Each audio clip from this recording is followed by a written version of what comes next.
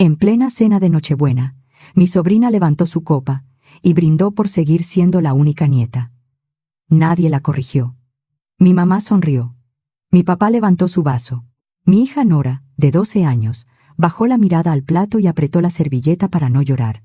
Yo no grité. No hice una escena. Me levanté y dije una sola frase. La mesa entera se quedó muda. Organizar una cena de Nochebuena suena bonito hasta que te toca hacerlo. Tu casa se vuelve restaurante, tus parientes se sientan como clientes y tu mamá revisa la cocina como si pudiera clausurarla. Mi esposo, Sergio y yo empezamos a recibir a la familia el año en que adoptamos a Nora. Para mí era importante. No porque me encantara gastar en sillas extras, manteles y comida para medio Zapopan, sino porque Nora necesitaba una casa donde las fiestas no se sintieran como otro examen. Tenía 8 años cuando llegó con nosotros, y poco después cumplió 9. Lo bastante grande para leer caras y saber cuándo un adulto la aceptaba o solo la toleraba. Lo bastante pequeña para creer que, si algo salía mal, era culpa suya. Así que hice tradiciones. Compré pijamas iguales de Navidad. Preparé lomo, ensalada de manzana, ponche, pastel de 3 leches y un pay de nuez. Puse luces en la entrada, saqué los platos bonitos y me repetí, de manera tonta, que tal vez ese año todo por fin se sentiría normal. Mis papás llegaron primero. Siempre llegaban primero. Mi mamá cree que llegar temprano es una virtud. Mi papá cree que llegar temprano equivale a ayudar. Aunque una vez quiso acomodarme a la cena y desde entonces no encuentro la canela.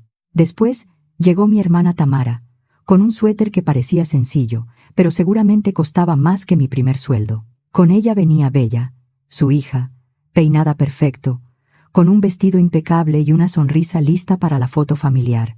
Bella ya tenía edad para entender lo que decía, aunque todavía tenía esa seguridad de niña consentida que nunca había tenido que medir sus palabras.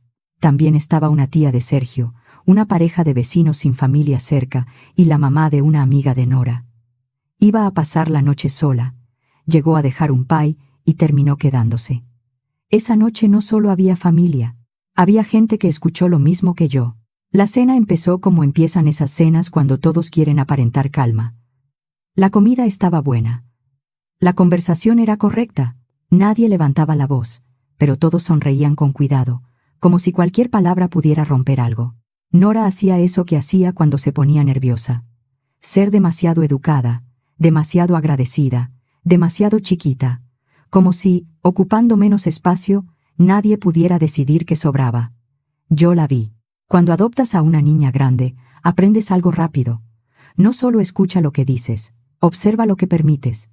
Mira a quién corriges y a quién le sonríes. Entonces llegó ese momento después de la cena.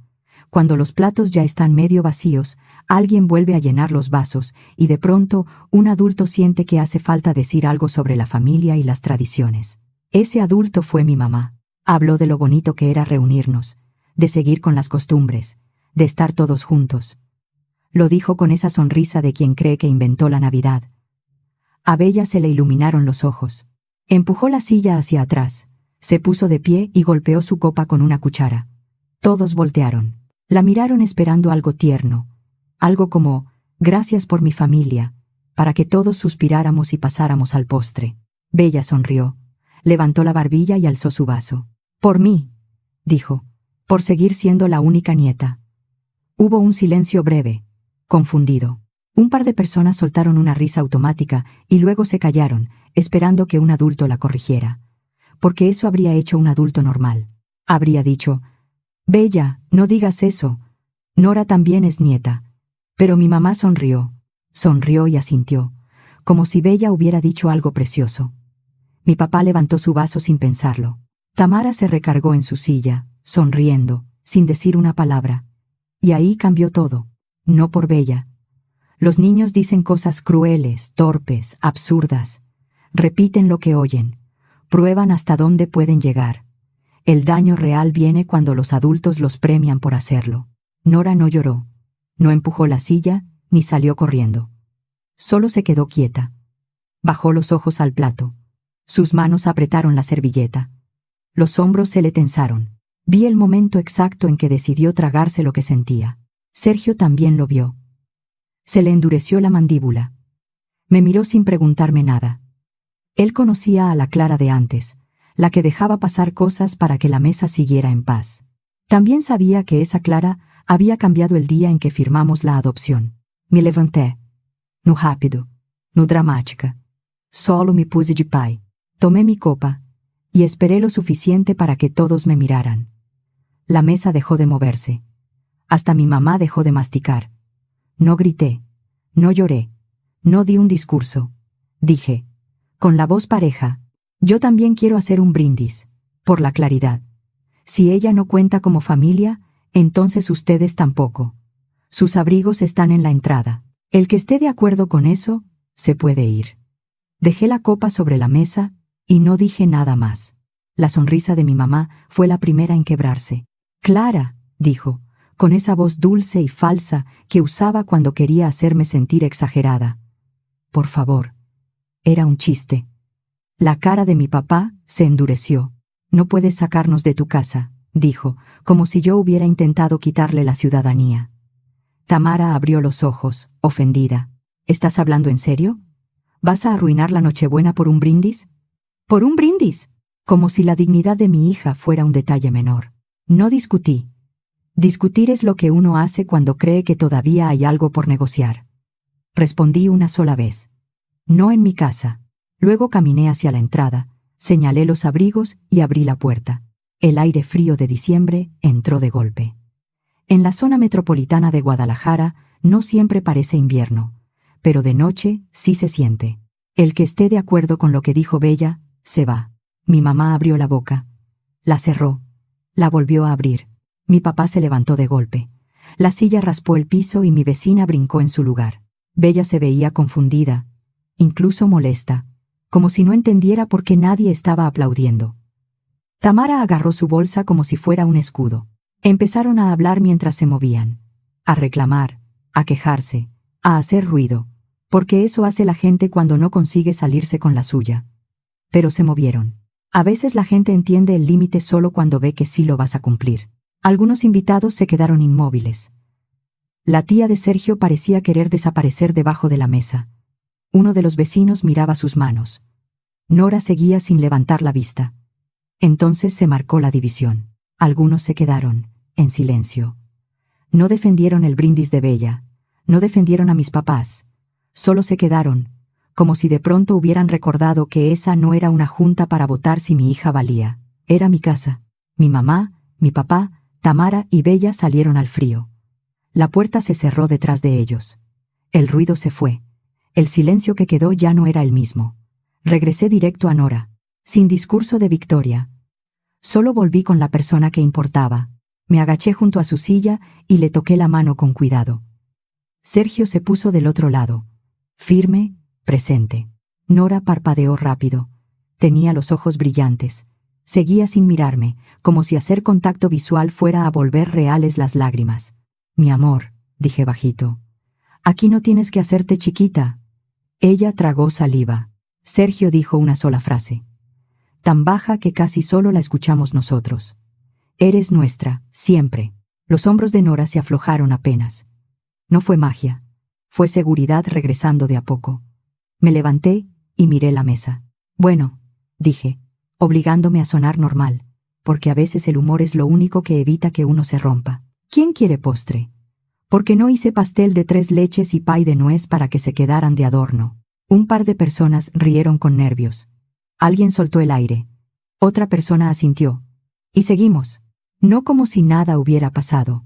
Seguimos como se sigue cuando algo pasó, y aún así, elegimos a Nora. Más tarde, cuando los invitados que se quedaron se fueron, cuando los platos estaban apilados y Nora ya estaba acostada con su cobija favorita hasta la barbilla, mi celular empezó a vibrar. Luego otra vez. Y otra. Esa noche empezaron los mensajes. En los días siguientes se volvieron desesperados. Pero esto no empezó en mi mesa de Nochebuena. Esa noche solo fue la primera vez que lo dijeron en voz alta, con una cuchara contra una copa y adultos sonriendo como si fuera adorable. Para entender por qué no negocié, hay que regresar a cuando Nora se volvió nuestra hija. Nora tenía 8 años cuando la adoptamos. 8 es una edad dura para empezar de nuevo. Ya entiendes lo que pasa, pero todavía eres lo bastante niña para creer que todo lo malo tiene algo que ver contigo. No llegó a nuestra casa como una hoja en blanco.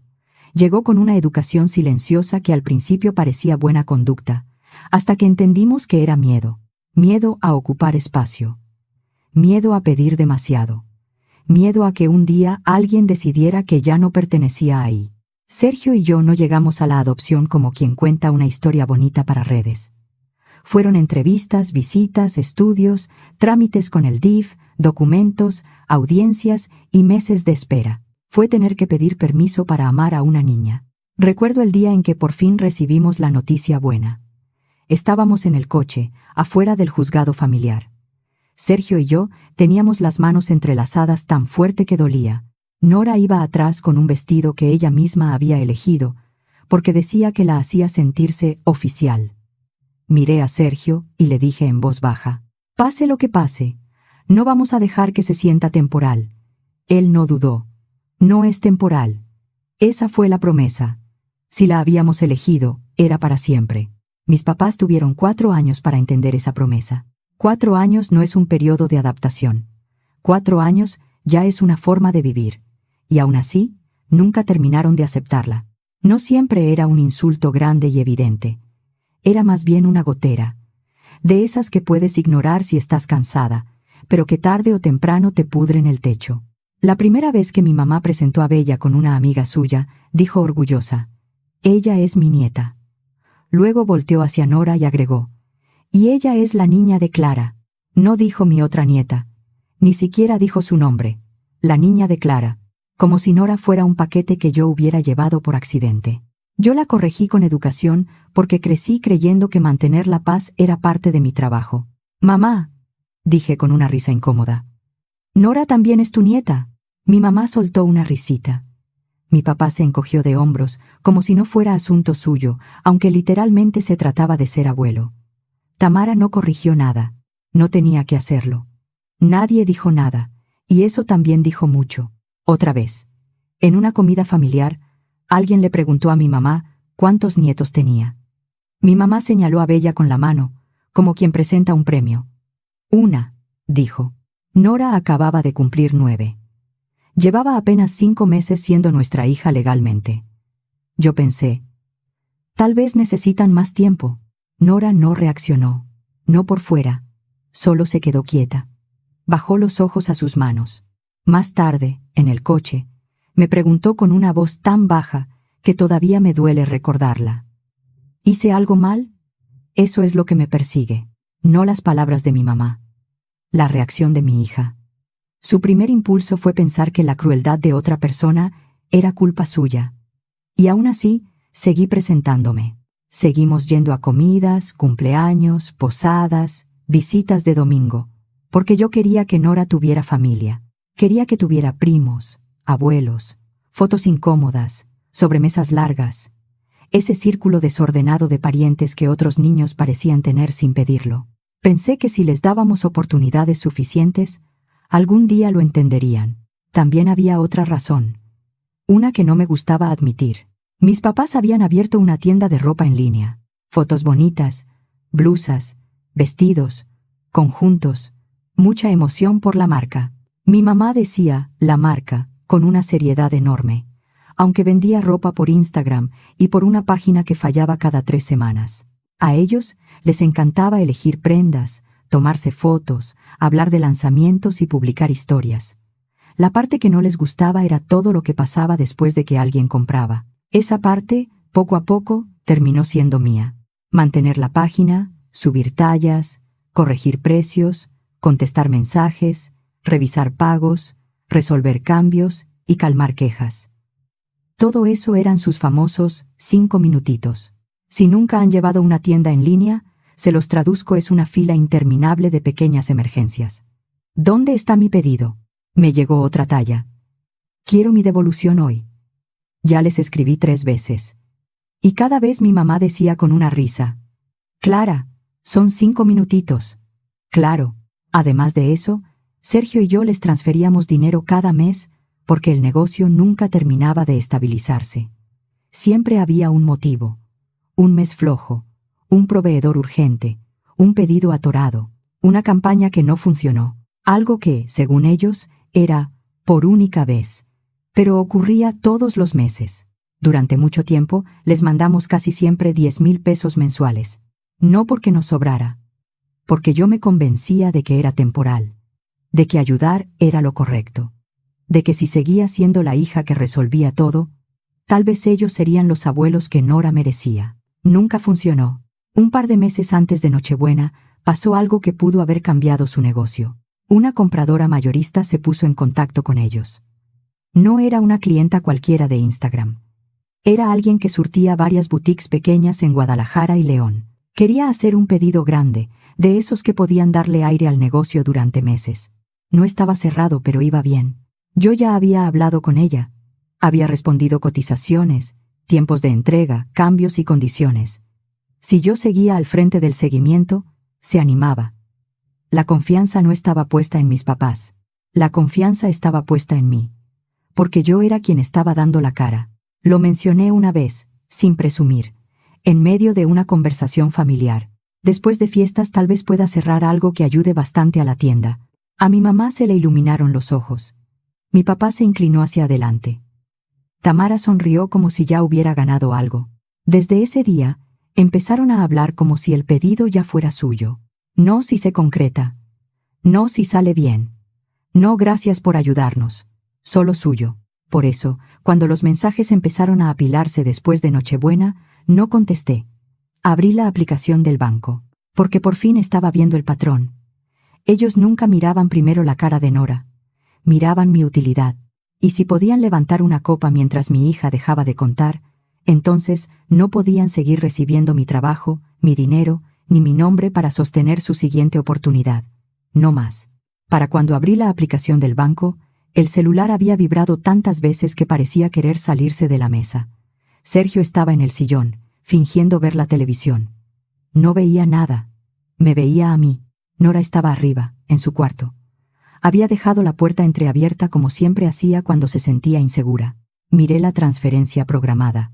Ese concepto que se había vuelto normal, como si fuera un recibo, como si les debiéramos dinero por existir. Casi escuché la voz de mi mamá. No exageres, Clara, es solo una ayudita. Nunca fue una ayudita. Era su red de seguridad.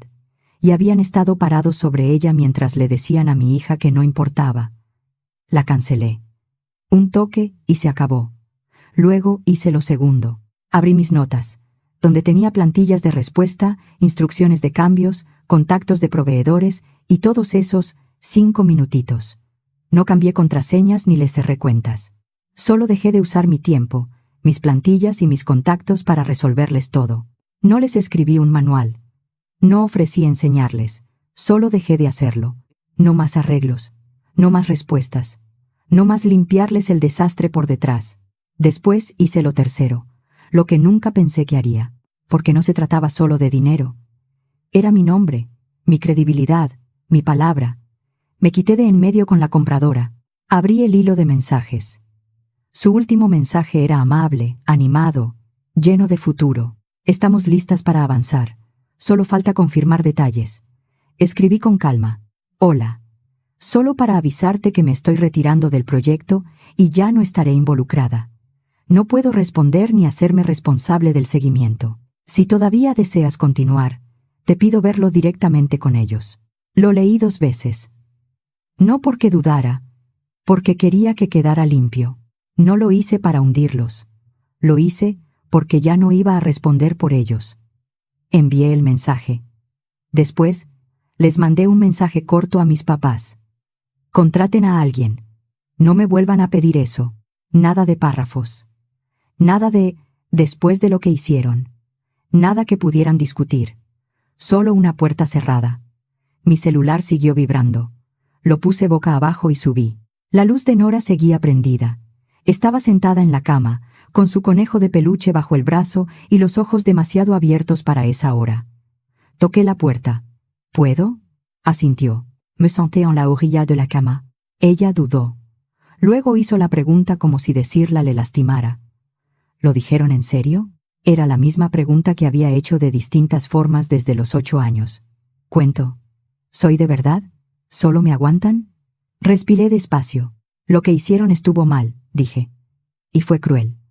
Nora tragó saliva. Pero la abuela sonrió. Lo vi, respondí. Y no voy a hacer como que eso no importó. Apretó la oreja del conejo. Entonces yo no soy parte de la familia. Alto, le dije, suave pero firme.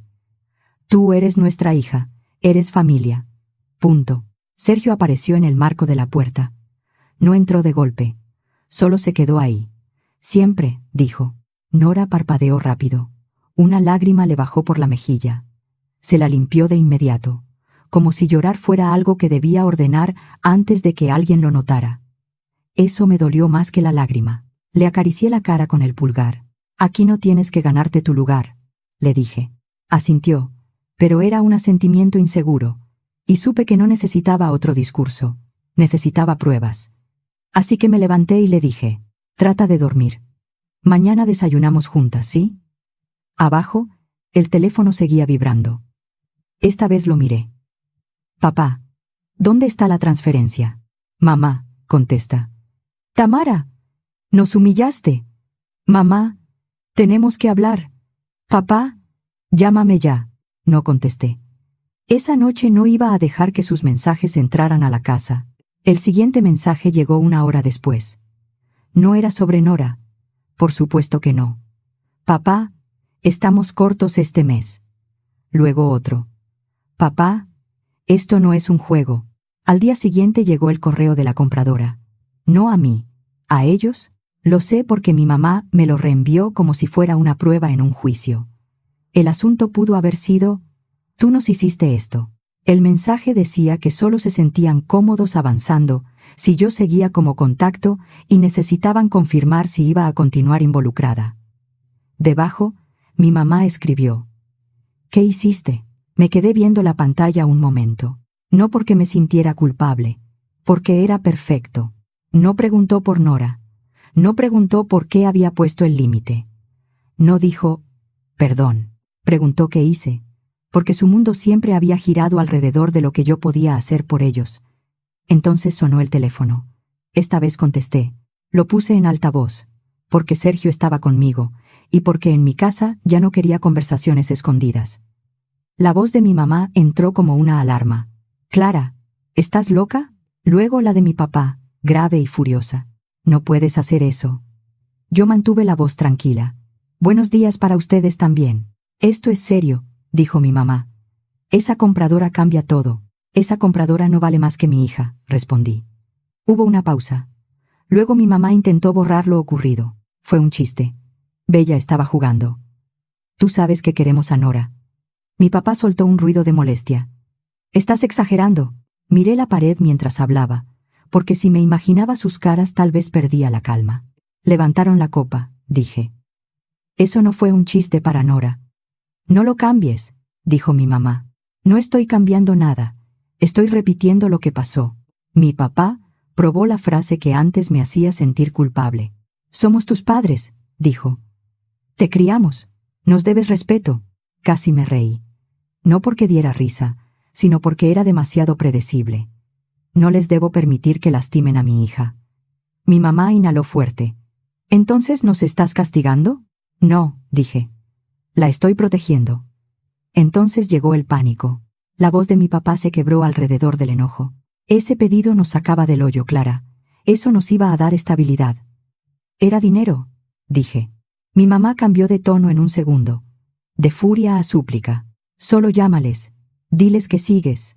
Por favor. Arregla esto. Lo necesitamos. Ahí estaba. No una disculpa. Una exigencia vestida de desesperación. No podían creerlo, porque en su cabeza yo era la hija que arreglaba, la que transfería, la que contestaba mensajes, la que se tragaba la incomodidad para que ellos no tuvieran consecuencias. No puedo creer que de verdad lo hicieras, dijo mi mamá en voz baja. De verdad nos cancelaste. Yo me retiré, corregí. Ya no estoy ligada a ustedes.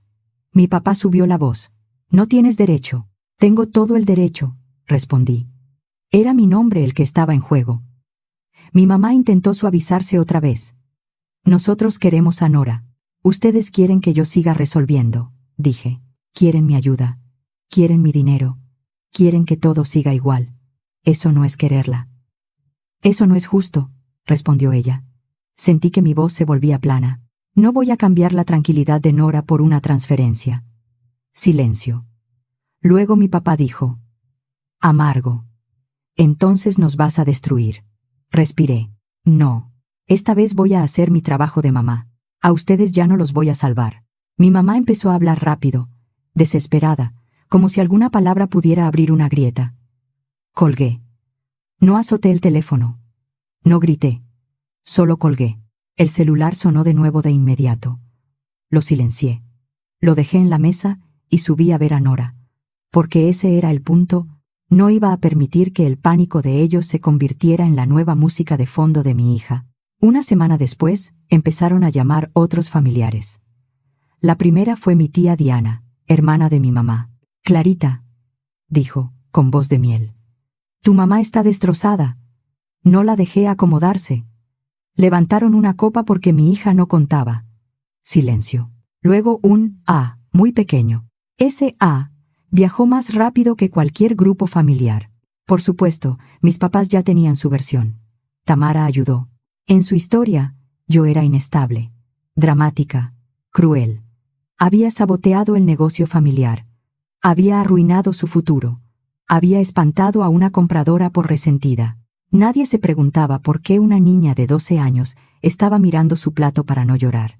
Cuando alguien me preguntaba qué había pasado, no escribía explicaciones largas. Usaba una frase. Levantaron una copa porque mi hija no contaba. Algunos se callaban ahí mismo.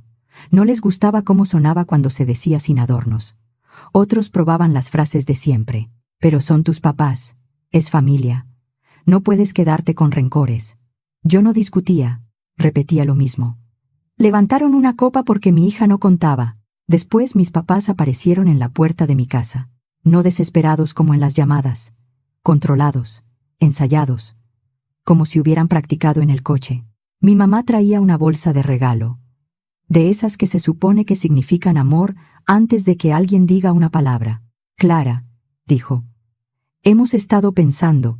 Queremos arreglar las cosas. Sergio estaba detrás de mí, en el pasillo. No amenazante, solo presente.